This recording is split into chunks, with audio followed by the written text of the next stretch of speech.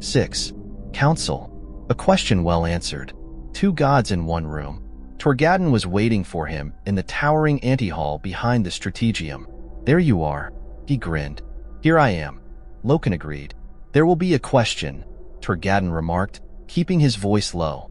It will seem a minor thing, and will not be obviously directed to you, but be ready to catch it. Me? No, I was talking to myself. Yes, you, Garviel. Consider it a baptismal test.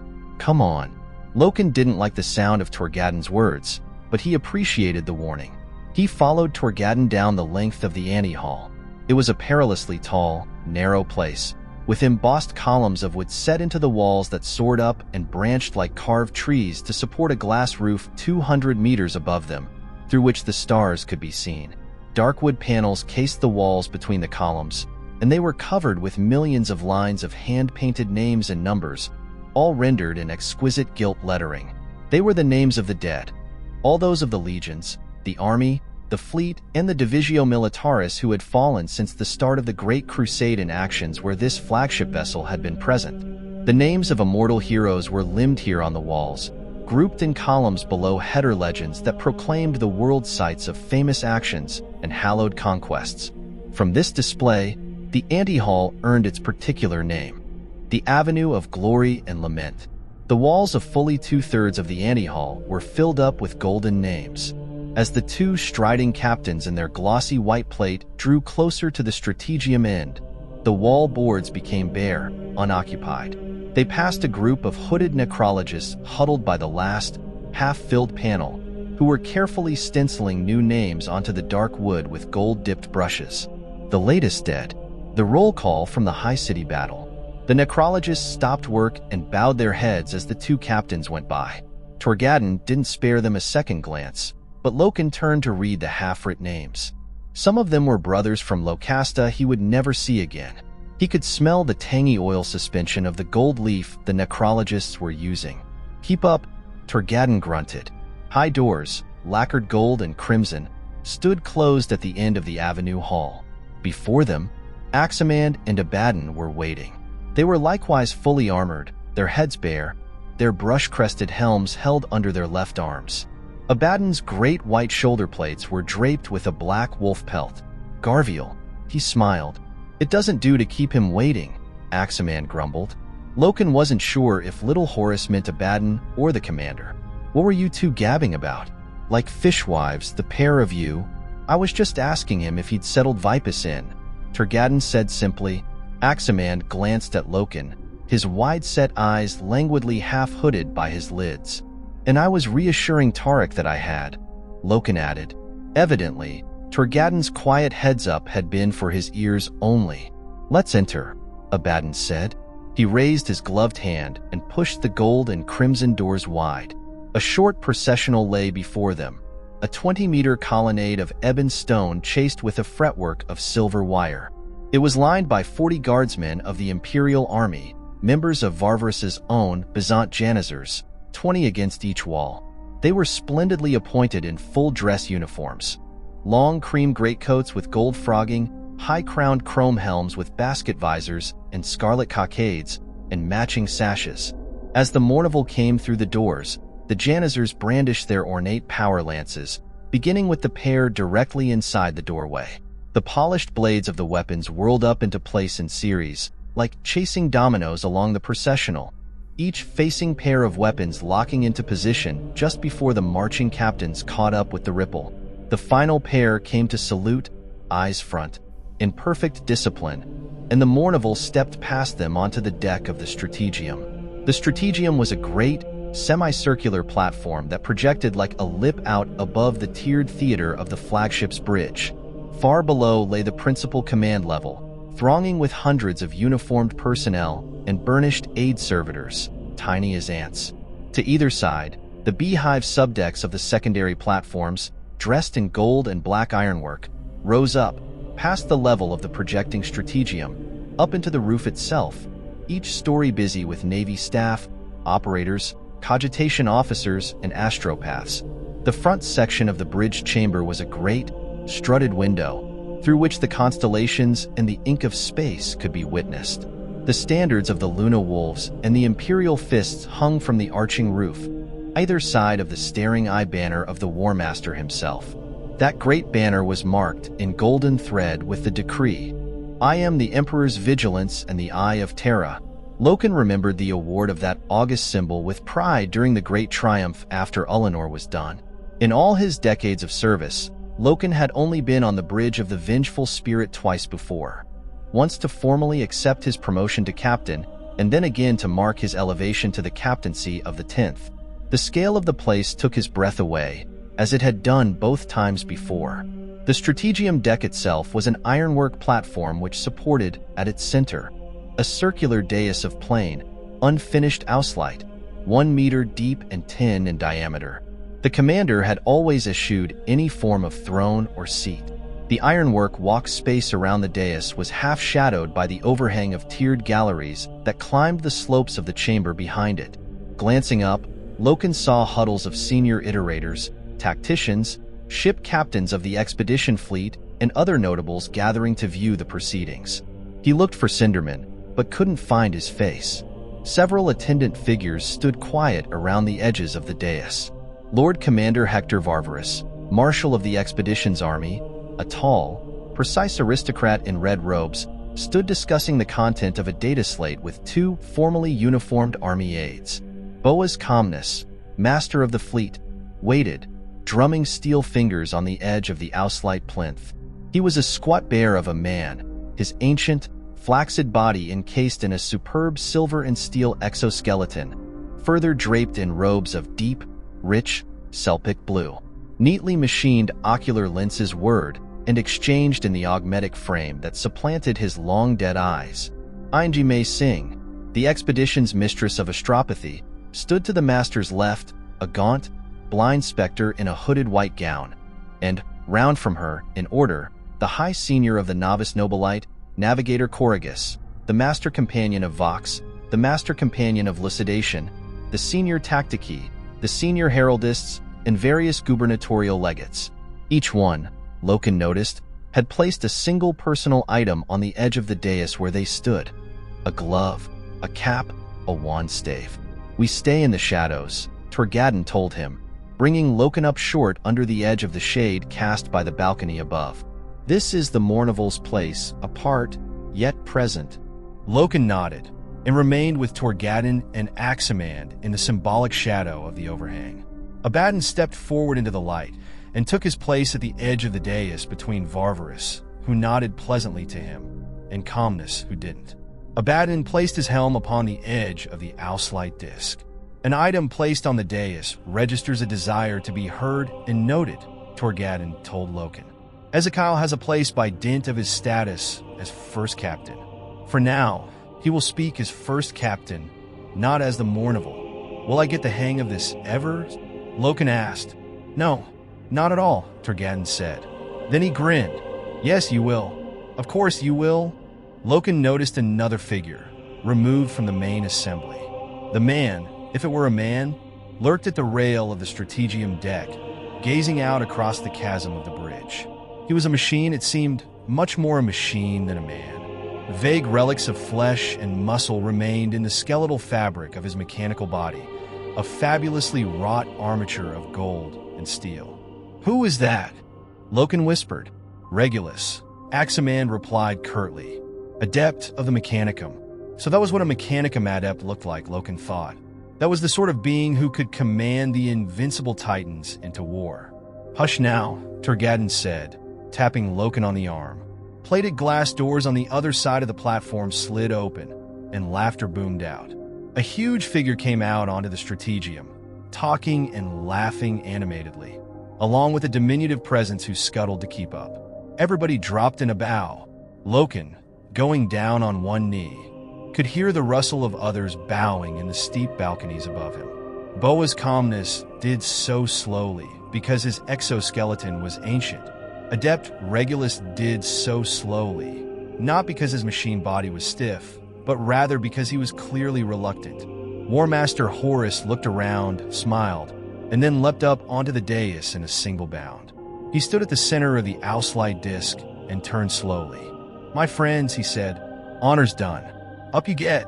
Slowly, they rose and beheld him. He was as magnificent as ever, Loken thought. Massive and limber, a demigod manifest, wrapped in white gold armor and pelts of fur.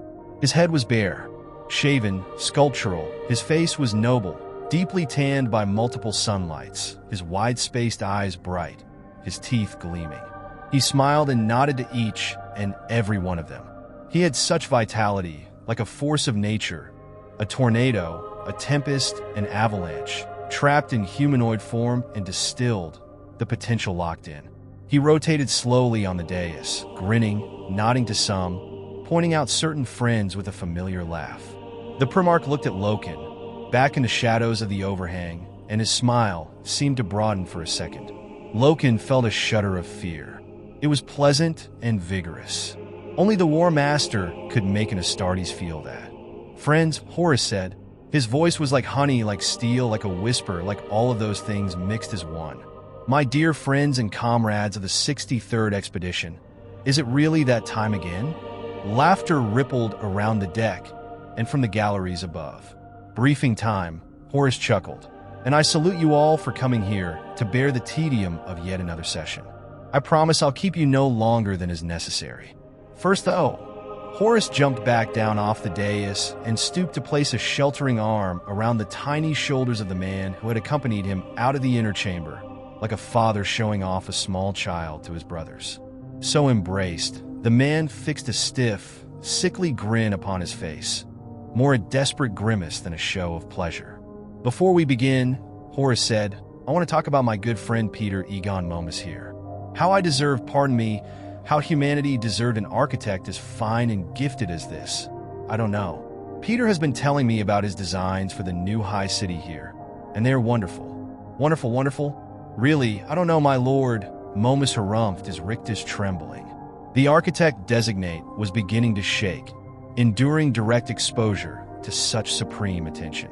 Our Lord the Emperor himself sent Peter to us, Horus told them. He knew his worth. You see, I don't want to conquer. Conquest of itself is so messy. Isn't it, Ezekiel? Yes, Lord, Abaddon murmured. How can we draw the lost outposts of man back into one harmonious whole if all we bring them is conquest?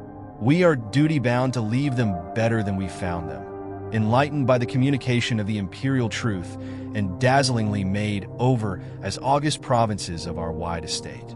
This expedition, and all expeditions, must look to the future and be mindful that what we leave in our wake must stand as an enduring statement of our intent, especially upon worlds, as here, where we have been forced to inflict damage in the promulgation of our message. We must leave legacies behind us, imperial cities, monuments to the new age, and fitting memorials to those who have fallen in the struggle to establish it. Peter, my friend Peter here, understands this. I urge you all to take the time to visit his workshops and review his marvelous schemes. And I look forward to seeing the genius of his vision gracing all the new cities we build in the course of our crusade. Applause broke out. All the new cities, Momus coughed. Peter is the man for the job, Horus cried, ignoring the architect's muted gasp. I am at one with the way he perceives architecture as celebration. He understands, like no other, I believe, how the spirit of the crusade may be realized in steel and glass and stone. What we raise up is far more important than what we strike down. What we leave behind us, men must admire for eternity and say this was well done indeed. This is what the Imperium means, and without it we would be shadows. For that, Peter's our man. Let's laud him now. A huge explosion of applause rang out across the vast chamber. Many officers in the command tiers below joined in. Peter Egon Momus looked slightly glazed as he was led off the strategium by an aide. Horus leapt back onto the dais. Let's begin, my worthy adept. Regulus stepped towards the edge of the dais and put a polished machine cog down delicately on the lip of the Auslight. When he spoke, his voice was augmented and inhuman, like an electric wind brushing through the boughs of steel trees. My Lord Warmaster, the Mechanicum is satisfied with this rock. We continue to study with great interest the technologies captured here. The gravitic and phasic weapons are being reverse-engineered in our forges. At last report, 3 standard template construct patterns, previously unknown to us, have been recovered. Horus clapped his hands together. Glory to our brothers of the tireless Mechanicum. Slowly, we piece together the missing parts of humanity's knowledge. The Emperor will be delighted, as will, I'm sure, your Martian lords. Regulus nodded, lifting up the cog and stepping back from the dais. Horus looked around. Racres? My dear Racres? Lord Governor-elect Racres, a portly man in dove-gray robes, had already placed his scepter wand on the edge of the dais to mark his participation. Now he fiddled with it as he made his report. Horus heard him out patiently, nodding encouragingly from time to time. Racres droned on, at unnecessary length. Loken felt sorry for him. One of Lord Commander Varvarus's generals. Racres had been selected to remain at 6319 as Governor-Overseer, marshalling the occupation forces as the world transmuted into a full imperial state. Racres was a career soldier, and it was clear that, though he took his election as a signal honor, he was quite aghast at the prospect of being left behind.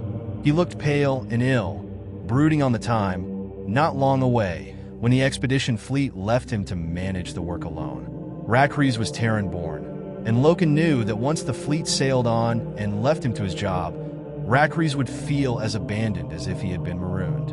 A governorship was intended to be the ultimate reward for a war hero's service, but it seemed to Loken a quietly terrible fate to be monarch of a world and then cast away upon it. Forever. The Crusade would not be back to visit conquered worlds in a hurry. In truth, my commander, Racres was saying, it may be many decades until this world achieves a state of equity with the Imperium. There is great opposition. How far are we from compliance? Horus asked, looking around. Varvarus replied, True compliance, Lord? Decades, as my good friend Racres says. Functional compliance? Well, that is different. There is a seed of dissidence in the southern hemisphere that we cannot quench. Until that is brought into line, this world cannot be certified. Horus nodded. So we stay here, if we must, until the job is done. We must hold over our plans to advance. Such a shame. The Primarch's smile faded for a second as he pondered. Unless there is another suggestion, he looked at Abaddon and let the words hang. Abaddon seemed to hesitate and glanced quickly back into the shadows behind him. Loken realized that this was the question. This was a moment of counsel when the Primarch looked outside the official hierarchy of the expedition's command echelon for the informal advice of his chosen inner circle. Torgadon nudged Loken, but the nudge was unnecessary. Loken had already stepped forward into the light behind Abaddon. My Lord Warmaster, Loken said, almost startled by the sound of his own voice. Captain Loken, Horus said with a delighted flash of his eyes. The thoughts of the Mournival are always welcome at my council. Several present, including Varvarus, made approving sounds. My lord, the initial phase of the war here was undertaken quickly and cleanly, Loken said. A surgical strike by the spear tip against the enemy's head to minimize the loss and hardship that both sides would suffer in a longer, full-scale offensive. A guerrilla war against insurgents would inevitably be an arduous, drawn-out, costly affair.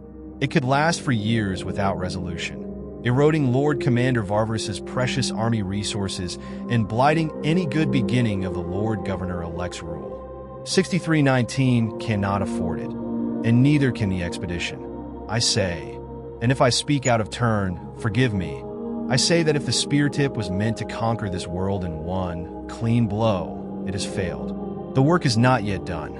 Order the Legion to finish the job. Murmuring sprang up all around. You'd have me unleash the Luna Wolves again, Captain? Horus asked. Loken shook his head. Not the Legion as a whole, sir. 10th Company. We were first in, and for that we have been praised, but the praise was not deserved, for the job is not done. Horus nodded, as if quite taken with this. Varvarus? The army always welcomes the support of the noble Legion. The insurgent factions might plague my men for months, as the captain rightly points out, and make a great tally of killing before they are done with. A company of Luna Wolves could crush them utterly and end their mutiny. Racres? An expedient solution would be a weight off my back, sir, Racres said. He smiled. It would be a hammer to crash a nut, perhaps, but it would be emphatic. The work would be done, and quickly. First Captain, the Mournival speaks with one voice. Lord, Abaddon said, I urge for a swift conclusion to our business here, so that 6319 can get on with its life, and we can get on with the crusade. So it shall be, Horus said, smiling broadly again. So I make a command of it. Captain, have 10th Company drawn ready, an oath to the moment. We will anticipate news of your success eagerly. Thank you for speaking your mind plainly, and for cutting to the quick of this thorny problem. There was a firm flutter of approving applause. Then possibilities opened for us after all, Horus said. We can begin to prepare for the next phase. When I signal him, Horus looked at the blind mistress of astropaths, who nodded silently. Our beloved Emperor will be delighted to learn that our portion of the crusade is about to advance again. We should now discuss the options open to us. I thought to brief you on our findings concerning these myself, but there is another who positively insists he is fit to do it. Everyone present turned to look as the plate glass doors slid open for a second time. The Primarch began to clap, and the applause gathered and swept around the galleries as Malagurst limped out onto the stage of the Strategium. It was the equerry's first formal appearance since his recovery from the surface. Malagurst was a veteran Luna Wolf and a son of Horus to boot. He had been in his time a company captain and might even have risen to the first captaincy had he not been promoted to the office of equerry. A shrewd and experienced soul, Malagurst's talents for intrigue and intelligence ideally served him in that role, and had long since earned him the title Twisted. He took no shame in this. The Legion might protect the Warmaster physically, but he protected him politically, guiding and advising, blocking and outplaying, aware and perfectly sensitive to every nuance and current in the expedition's hierarchy. He had never been well-liked, for he was a hard man to get close to, even by the intimidating standards of the Astartes, and he had never made any particular effort to be liked. Most thought of him as a neutral power, a facilitator, loyal only to Horus himself. No one was ever foolish enough to underestimate him, but circumstance had suddenly made him popular. Beloved almost. Believed dead. He had been found alive, and in the light of Sejanus's death, this had been taken as some compensation. The work of the Remembrancer Euphratai Keeler had cemented his new role as the noble, wounded hero as the pics of his unexpected rescue had flashed around the fleet. Now the assembly welcomed him back rapturously, cheering his fortitude and resolve. He had been reinvented through misfortune into an adored hero. Loken was quite sure Malagurst was aware of this ironic turn and fully prepared to make the most of it. Malagurst came out into the open. His injuries had been so severe that he was not yet able to clothe himself in the armor of the Legion, and wore instead a white robe with the wolf's head emblem embroidered on the back. A gold signet in the shape of the Warmaster's icon, the staring eye, formed the cloak's clasp under his throat. He limped and walked with the aid of a metal staff. His back bulged with a kyphotic misalignment. His face, drawn thin and pale since last it had been seen, was lined with effort, and waddings of synthetic skin gel covered gashes upon his throat and the left side of his head. Loken was shocked to see that he was now truly twisted. The old, mocking nickname suddenly seemed crass and indelicate. Horus got down off the dais and threw his arms around his equerry. Varvarus and Abaddon both went over to greet him with warm embraces. Malagurst smiled and nodded to them, then nodded and waved up to the galleries around to acknowledge the welcome. As the applause abated, Malagurst leaned heavily against the side of the dais and placed his staff upon it in the ceremonial manner. Instead of returning to his place, the Warmaster stood back, away from the circle, giving his equerry center stage. I have enjoyed, Malagurst began, his voice hard but brittle with effort, a certain luxury of relaxation in these last few days. Laughter rattled out from all sides, and the clapping resumed for a moment. Bed rest, Malagurst went on, that bane of a warrior's life, has suited me well, for it has given me ample opportunity to review the intelligence gathered in these last few months by our advanced scouts. However, bed rest, as a thing to be enjoyed, has its limits. I insisted that I be allowed to present this evidence to you today, for, Emperor bless me, never in my dreams did I imagine I would die of inaction. More approving laughter. Loken smiled. Malagurst really was making the best use of his new status amongst them. He was almost likable. To review, Malagurst said, taking out a control wand and gesturing with it briefly. 3 key areas are of interest to us at this juncture. His gestures activated the underdeck hololithic projectors, and shapes of solid light came into being above the strategium, projected so that all in the galleries could see them. The first was a rotating image of the world they orbited, surrounded by graphic indicators of elliptical alignment and precession. The spinning world shrank rapidly until it became part of a system arrangement, similarly draped in schematic overlays. A turning, 3-dimensional aura is suspended in the air. Then that too shrank and became a small, highlighted component in a mosaic of stars. First, Malagurst said, "This area here, itemized 85817, the cluster adjacent to our current locale. A particular stellar neighborhood on the light map glowed. Our most obvious and accessible next port of call. Scout ships report 18 systems of interest, 12 of which promise fundamental worth in terms of elemental resource, but no signs of life or habitation.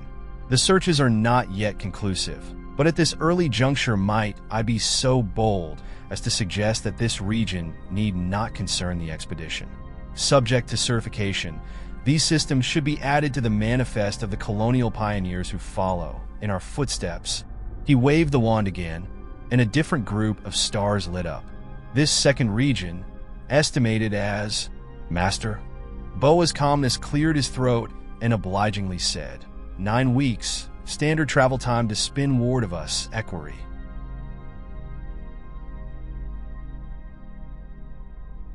"9 weeks to spin ward.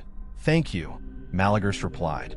"We have barely begun to scout this district, but there are early indications that some significant culture or cultures of interstellar capability exist within its bounds.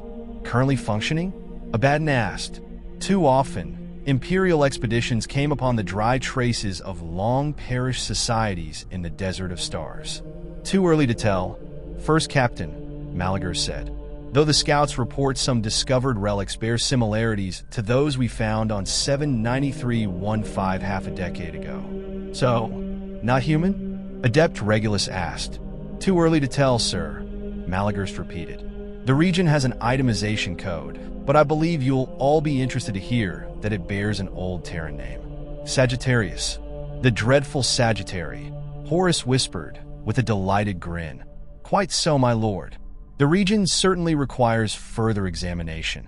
The crippled equerry moved the wand again and brought up a third coil of suns.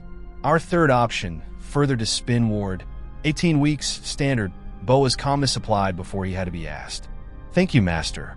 Our scouts have yet to examine it, but we have received word from the 140th expedition, commanded by Kita's frame of the Blood Angels, that opposition to Imperial advance has been encountered there.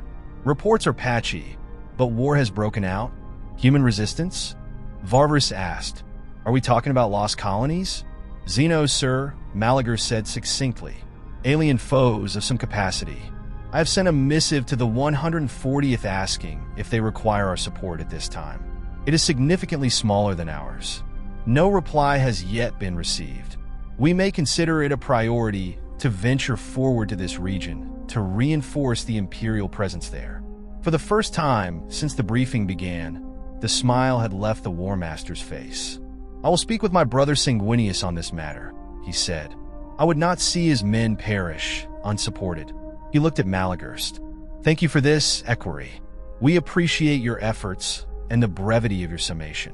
There was a ripple of applause. "One last thing, my lord," Malagurst said.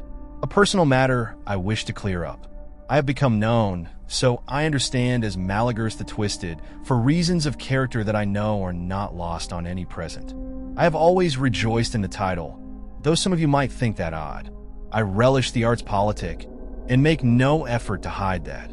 Some of my aides, as I have learned, have made efforts to have the sobriquet quashed, believing it offends my altered state.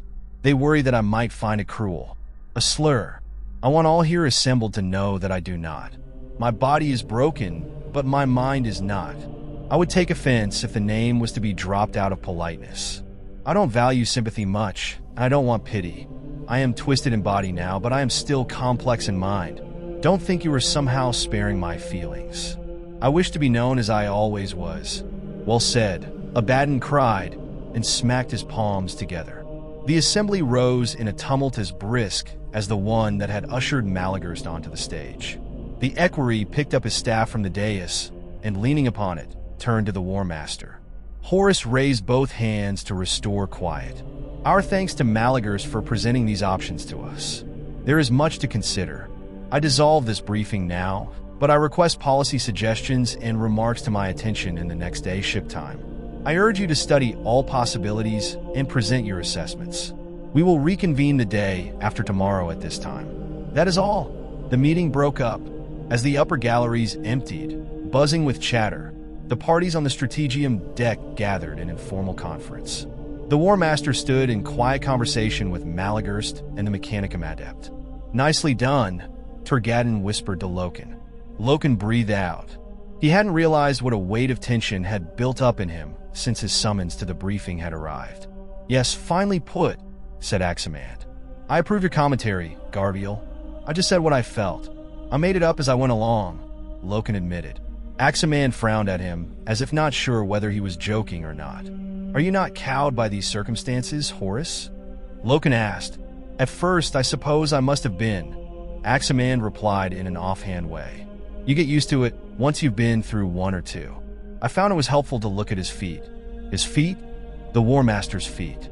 Catch his eye, and you'll quite forget what you were going to say. Aximand smiled slightly. It was the first hint of any softening towards Loken that little Horus had shown. Thanks. I'll remember that. Abaddon joined them under the shadow of the overhang. I knew we'd picked right, he said, clasping Loken's hand in his own. Cut to the quick. That's what the Warmaster wants of us. A clean appraisal. Good job, Garviel. Now just make sure it's a good job. I will. Need any help? I can lend you the Just Aaron if you need them. Thank you, but Tent can do this. Abaddon nodded. I'll tell Faucus's Widowmakers are superfluous to requirements. Please don't do that, Loken snapped. Alarmed at the prospect of insulting Faucus Kyber, captain of 1st Company's Terminator Elite. The other 3/4 of the Mournival laughed out loud. Your face, said Turgadden. Ezekiel goads you so easily, chuckled Aximand. Ezekiel knows he will develop a tough skin. Soon enough, Abaddon remarked. Captain Loken? Lord Governor-elect Racres was approaching them. Abaddon, Aximand, and Turgadden stood aside to let him through. Captain Loken, Racres said, I just wanted to say, sir, how grateful I was. To take this matter upon yourself and your company. To speak out so very directly. Lord Varvarus' soldiers are trying their best, but they are just men. The regime here is doomed unless firm action is taken. 10th Company will deal with the problem. Lord Governor, Loken said, you have my word as an Astartes. Because the army can't hack it? They looked around and found that the tall, princely figure of Lord Commander Varvarus had joined them too. I didn't mean to suggest, Racres blithered. No offense was intended, Lord Commander, said Loken. And none taken, Varvarus said, extending a hand towards Loken. An old custom of Terra, Captain Loken. Loken took his hand and shook it. One I have been reminded of lately, he said. Varvarus smiled. I wanted to welcome you into our inner circle, Captain, and to assure you that you did not speak out of turn today. In the south, my men are being slaughtered, day in, day out. I have, I believe, the finest army in all of the expeditions, but I know full well it is composed of men, and just men. I understand when a fighting man is needed and when an Astartes is needed. This is the latter time. Come to my war cabinet, at your convenience, and I'll be happy to brief you fully. Thank you, Lord Commander. I will attend you this afternoon. Varvarus nodded. Excuse me, Lord Commander, Turgadden said. The Mournival is needed. The Warmaster is withdrawing, and he has called for us. The Mournival followed the Warmaster through the plated glass doors into his private sanctum, a wide, well-appointed chamber built below the well of the audience galleries on the port side of the flagship.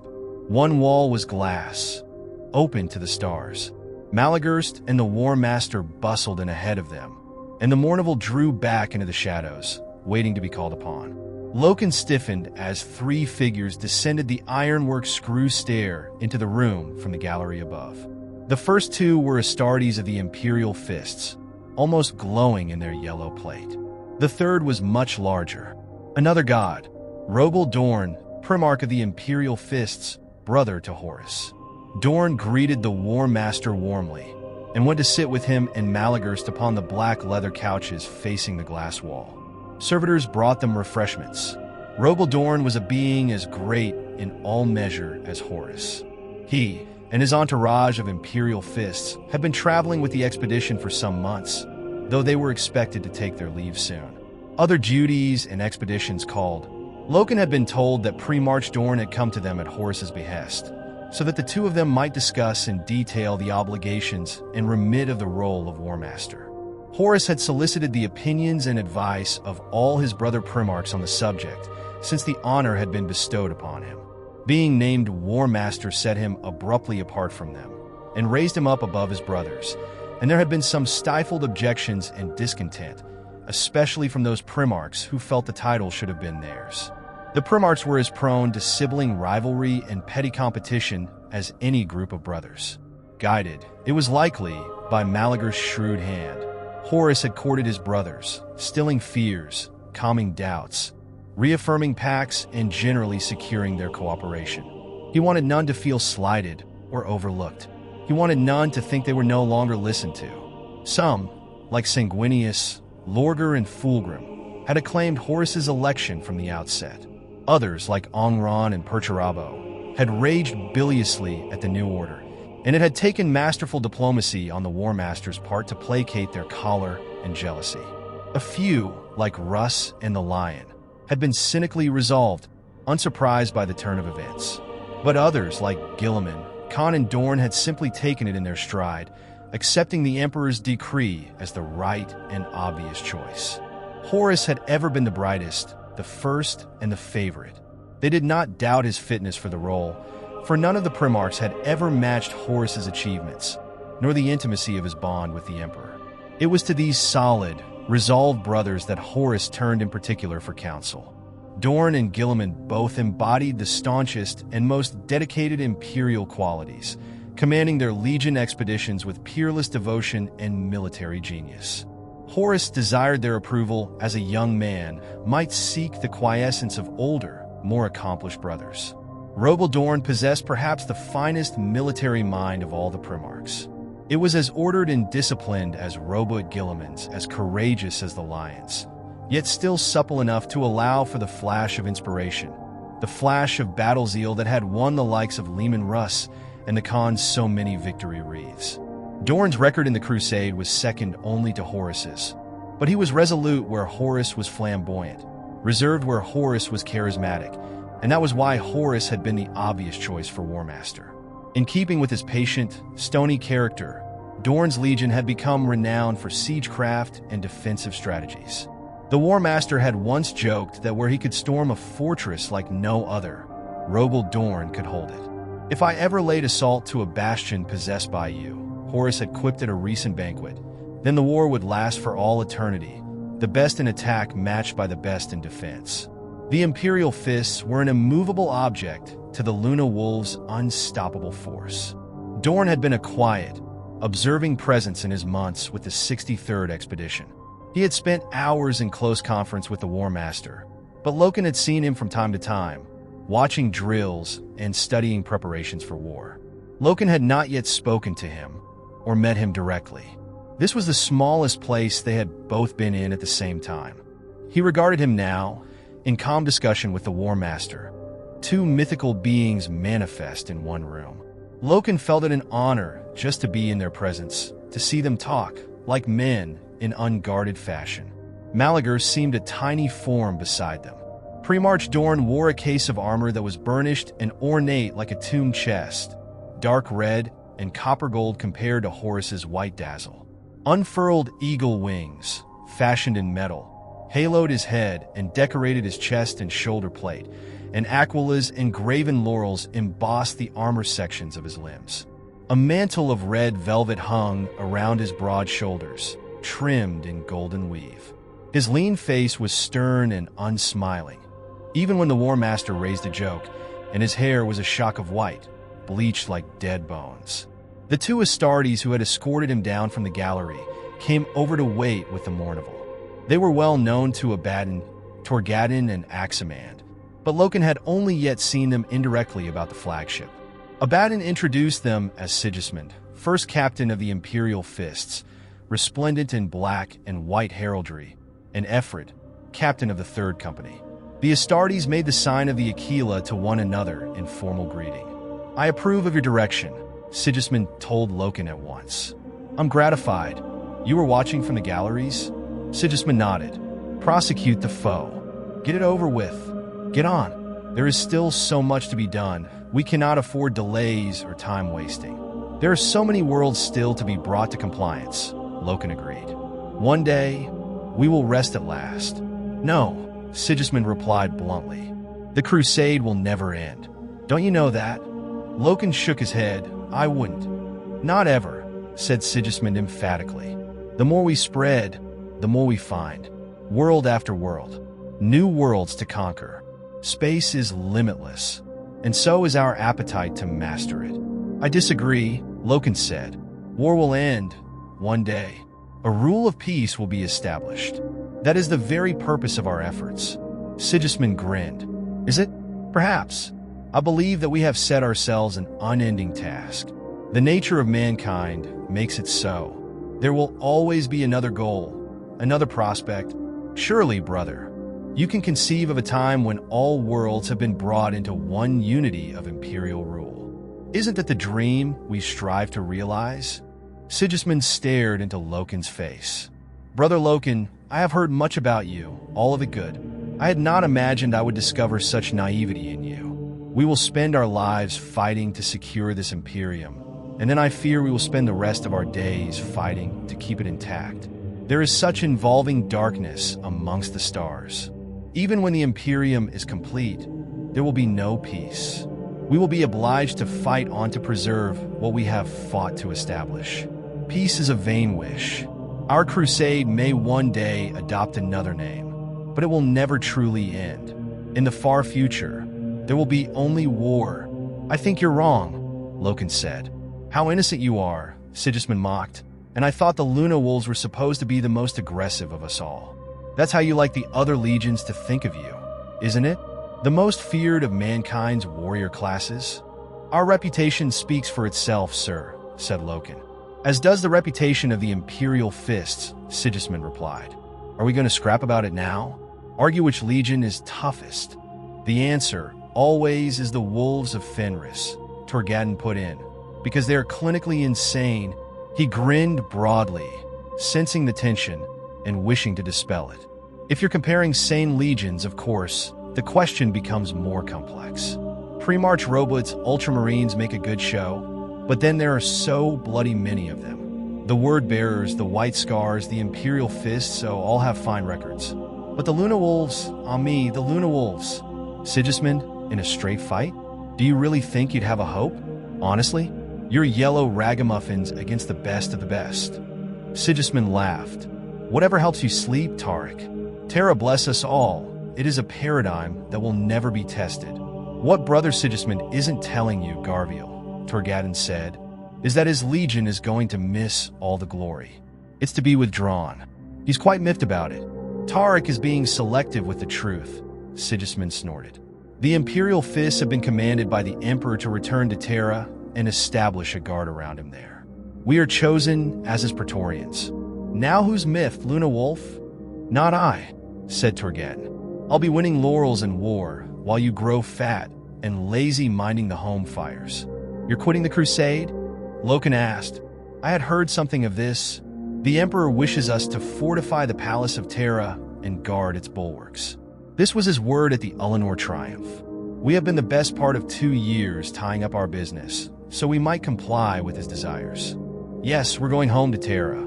Yes, we will sit out the rest of the crusade. Except that I believe there will be plenty of crusade left once we have been given leave to quit Earth, our duty done. You won't finish this, Luna Wolves. The stars will have long forgotten your name when the Imperial Fists war abroad again. Torgadden placed his hand on the hilt of his chain's word playfully. Are you so keen to be slapped down by me for your insolence, Sigismund? I don't know. Is he? Rogal Dorn suddenly towered behind them. Does Sigismund deserve a slap, Captain Torgadden? Probably. In the spirit of comradeship. Let him be. He bruises easily. All of them laughed at the Primarch's words. The barest hint of a smile flickered across Rogal Dorn's lips. Loken, he said, gesturing. Loken followed the massive Primarch to the far corner of the chamber. Behind them, Sigismund and Effred continued to sport with the others of the Mournival, and elsewhere Horus sat in intense conference with Malagurst. We are charged to return to the homeworld, Dorn said conversationally. His voice was low and astonishingly soft, like the lap of water on a distant beach, but there was a strength running through it, like the tension of a steel cable. The Emperor has asked us to fortify the Imperial stronghold, and who am I to question the Emperor's needs? I am glad he recognizes the particular talents of the Seven Legion. Dorn looked down at Loken. You're not used to the likes of me, are you, Loken? No, Lord. I like that about you. Ezekiel and Tarek. Men like them have been so long in the company of your Lord, they think nothing of it. You, however, understand that a Primarch is not like a man, or even an Astartes. I'm not talking about strength. I'm talking about the weight of responsibility. Yes, Lord. Dorn sighed. The Emperor has no like Loken. There are no gods in this hollow universe to keep him company. So he made us, demigods, to stand beside him. I have never quite come to terms with my status. Does that surprise you? I see what I am capable of and what is expected of me, and I shudder. The mere fact of me frightens me sometimes. Do you think your Lord Horus ever feels that way? I do not, Lord, Loken said. Self-confidence is one of his keenest qualities. I think so too, and I am glad of it. There could be no better Warmaster than Horus, but a man, even a Primarch, is only as good as the counsel he receives, especially if he is utterly self-confident. He must be tempered and guided by those close to him. You speak of the Mournival, sir? Rogal Dorn nodded. He gazed out through the armored glass wall at the scintillating expanse of the starfield. You know that I've had my eye on you? That I spoke in support of your election. I have been told so, Lord. It baffles and flatters me. My brother Horus needs an honest voice in his ear. A voice that appreciates the scale and import of our undertaking. A voice that is not blasé in the company of demigods. Sigismund and Effred do this for me. They keep me honest. You should do the same for your lord. I will endeavor to, Loken began. They wanted Luke Sidiri or I act in Cruz. Did you know that? Both names were considered. Sidiri is a battle-hungry killer, so much like a Ben. He would say yes to anything if it meant war glory. Cruz, you call him the half-herd, I'm told. We do, Lord. Cruz is a sycophant. He would say yes to anything if it meant he stayed in favor. The Mournival needs a proper, dissenting opinion. A Naismith, Loken said. Dorn flashed a real smile. Yes, just so like the old Dynast did. A Naismith. Your schooling's good. My brother Horus needs a voice of reason in his ear, if he is to reign in his eagerness and act in the Emperor's stead. Our other brothers, some of them quite demented by the choice of Horus, need to see he is firmly in control. So I vouch for you, Guardial Loken. I examined your record and your character, and thought you would be the right mix in the alloy of the Mournival. Don't be insulted, but there is something very human about you, Loken. For an Astartes, I fear, my lord, that my helm will no longer fit me. You have swelled my head so with your compliments. Dorn nodded. My apologies. You spoke of responsibility. I feel that weight suddenly, terribly. You're strong, Loken. Astartes built. Endure it. I will, Lord. Dorn turned from the armored port and looked down at Loken. He placed his great hands gently on Loken's shoulders. Be yourself. Just be yourself. Speak your mind plainly, for you have been granted the rare opportunity to do so. I can return to Terra confident that the Crusade is in safe hands. I wonder if your faith in me is too much, Lord, Loken said.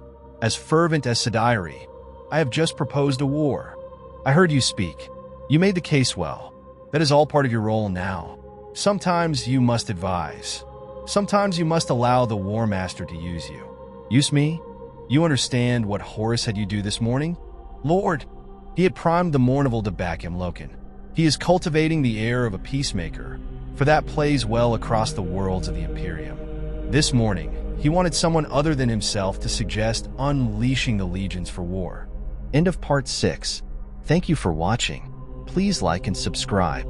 And stay vigilant, brothers.